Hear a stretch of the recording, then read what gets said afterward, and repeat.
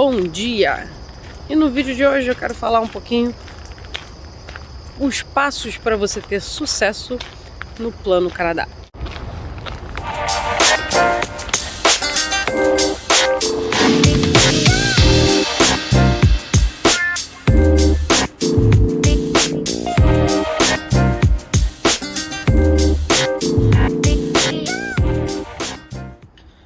Ou seja, hoje é aquele vídeo que eu estava devendo, das dicas, né, do que eu fazia no Brasil. Mas antes, né, de falar do que eu fiz no Brasil, eu tenho que, obviamente, falar que eu acho que um grande fator, né, que ajudou muito nessa preparação antes de chegar aqui, foi o fato que a gente fez a viagem exploratória. E sempre há muitas pessoas que perguntam, né, se vale a pena ou não. E isso vai depender, né, do perfil, do seu perfil, porque meu marido, por exemplo, ele falou que para ele não conseguiria imaginar você se mudar de um país sem conhecer, sem pelo menos entender, ter um feeling. Na minha infância, eu morei nos Estados Unidos, né? Então eu já tinha noção de como seria, né, a vida norte-americana, e também como é a relação com o frio. Mas óbvio, essa decisão de fazer a viagem exploratória, né, tem a questão financeira, porque custa caro, e hoje também com a diferença do câmbio, né, acaba sendo aí, tem que ver, né, se realmente vale a pena. E é que eu falo que, por isso que eu falo que fazer essa mudança, né, decidir em imigrar, o objetivo tem que ser imigrar, porque esse investimento é muito caro, muito alto, né? Não pode ser visto como assim um intercâmbio, né? Quando você é mais novo, você faz um intercâmbio, você quer ter essa experiência, mas a sua cabeça está em voltar.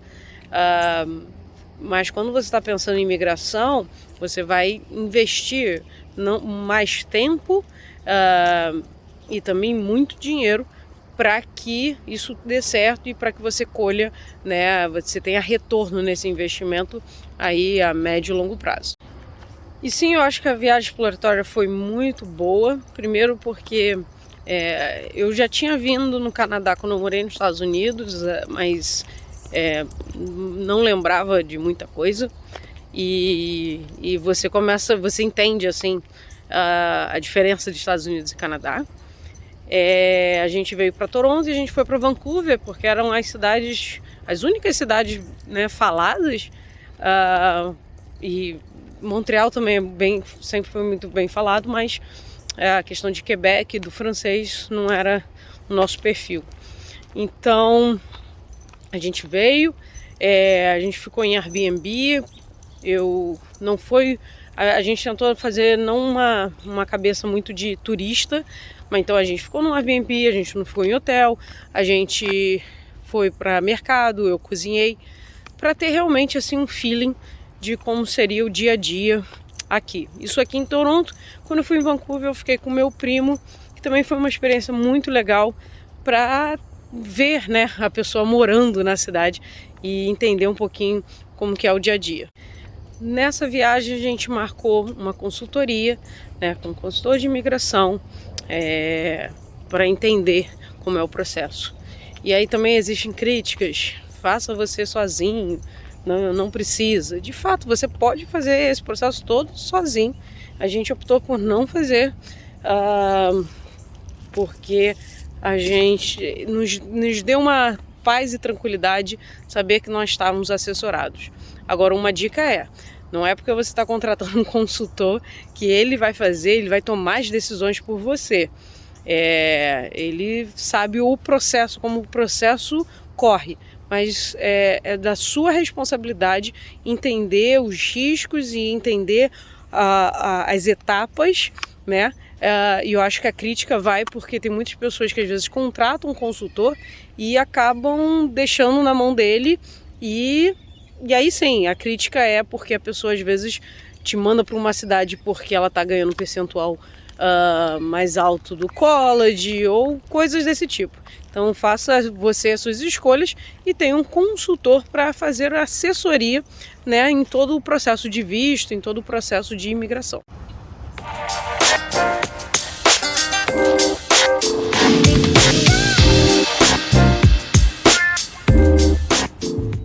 E aí, depois dessa reunião, né, a gente já tinha entendido que o nosso perfil seria vir para fazer o college. Inicialmente nós imaginávamos que o meu marido vinha para fazer o college, mas depois a gente mudou a estratégia, já que eu tinha um inglês mais avançado, eu vim para o college e ele veio para trabalhar.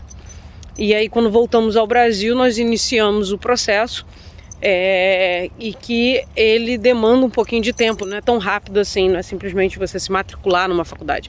Você tem que ter aceita pela faculdade, e a George Brown, que hoje eu estou até vestindo a camisa, a George Brown, ela demora para responder. Então, assim, isso eu não sei, né, agora com a pandemia e tudo mais, como que tá o tempo de processamento para você receber a LOA, né, que é a Letter of Acceptance.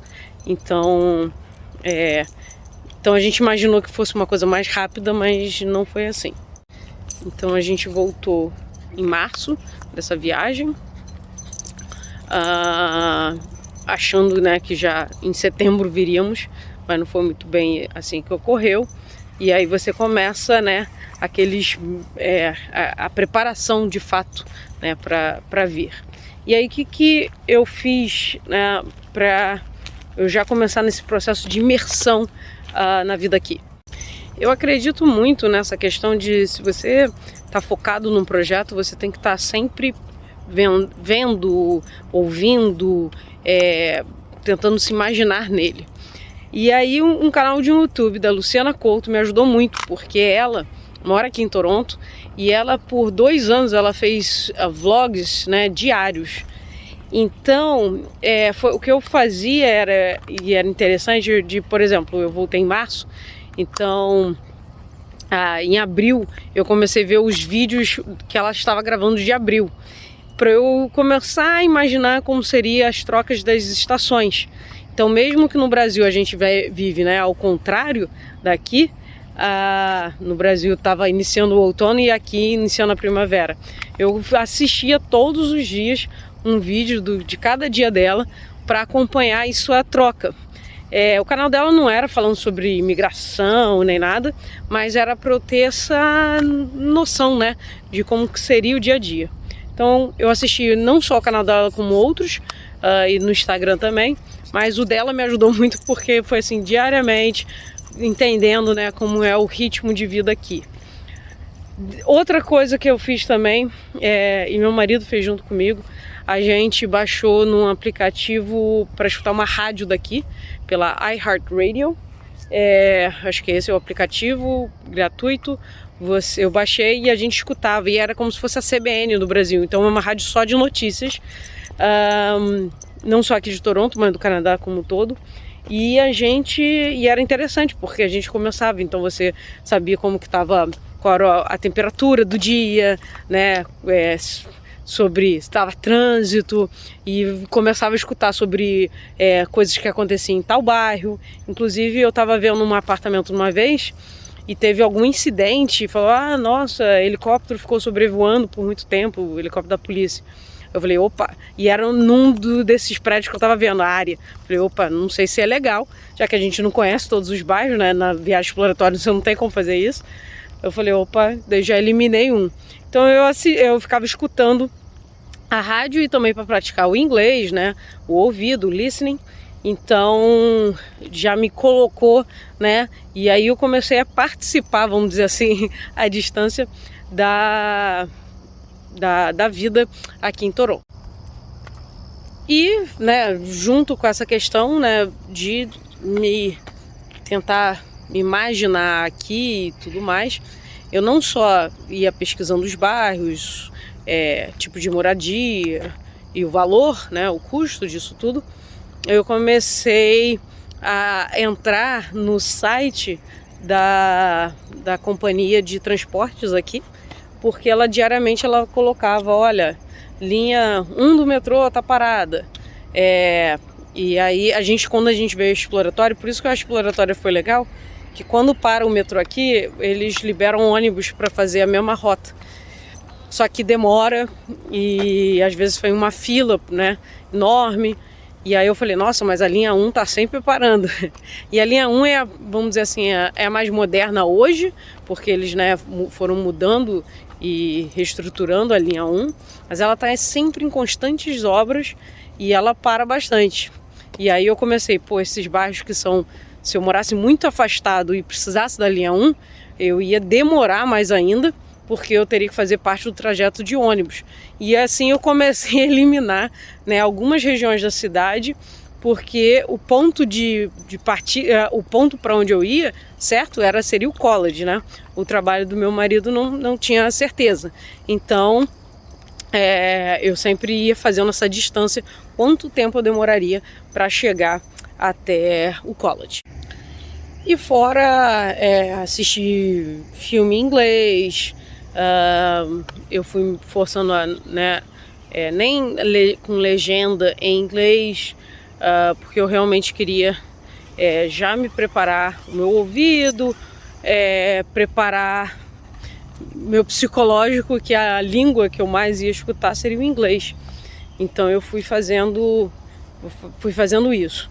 E fora algumas coisas, né? E quando vai chegando mais perto da sua vinda, você começa a vender suas coisas, doar, vender, se desfazer e já trabalhando a cabeça, né?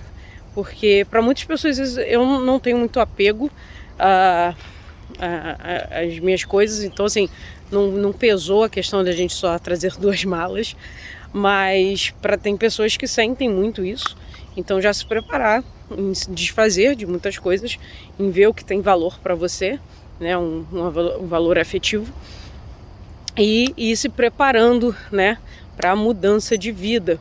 Inclusive, nisso de você começar a economizar e cortar custos, começar o processo de desmame, se você, por exemplo, tem uma pessoa que faz a limpeza da sua casa, ou cozinha, ou qualquer dessas atividades, né, que você teria que assumir aqui. Então, se você tem alguém ou você leva o seu cachorro pro pet shop, comece a dar banho nele, para você já ir né, mudando a sua forma, o seu dia a dia, para você entender como que seria e como será a sua vida aqui. E óbvio que isso é só o início, né, de todo o plano e projeto Canadá.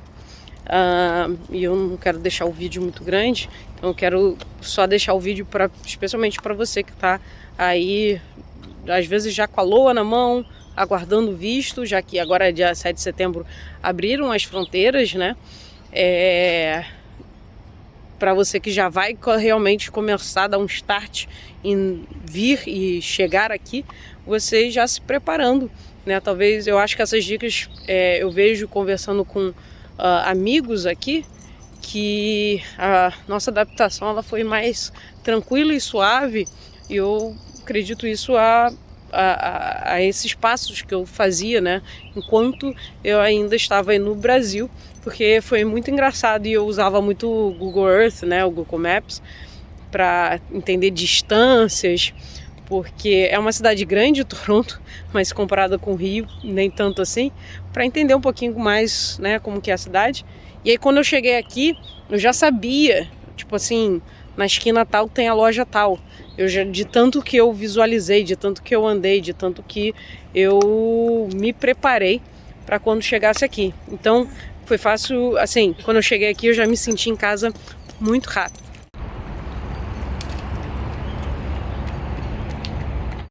Mas é isso, cumpri parte da dívida, que eu acho que tem outras dicas que eu posso dar sobre como fazer esse projeto Canadá dar certo. Beleza? Até o próximo vídeo. Tchau!